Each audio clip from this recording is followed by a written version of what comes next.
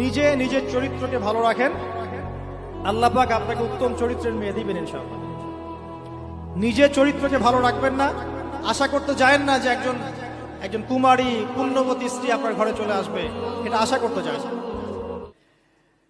যুব সমাজ আল্লাহর পথে জীবন উৎসর্গ করছে না।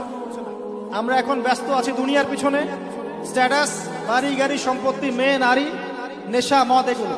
প্রিয় ভাই, এই যৌবন কালে যে আপনি মারা যাবেন না কোনো গ্যারান্টি নাই। আমাদের বয়সী বহু ছেলে কবরে চলে গেছে। আজকের লেকচার শোনার পর অ্যাটলিস্ট তওবা করে ফিরে আসেন, আপনার গার্লফ্রেন্ডের সাথে সম্পর্ক ত্যাগ করেন। সম্পর্ক ছাড়ার সময় ফোন দিয়ে বলেন না যে আর কথা বলবো না তোমার সাথে, আজকেই শেষ, এখনই কেটে ফেলেন। যদি আজকে বলতে চান যে আর কথা হবে না, লেকচার শুনে আসছি, তওবা করব, তোমার সাথে আমার কোনো সম্পর্ক নাই, তাহলে এই সম্পর্ক আর শেষ হবে না, চলতেই থাকবে। আমার ফোনটা যদি আমি খুলি, আপনাকে দেখাই,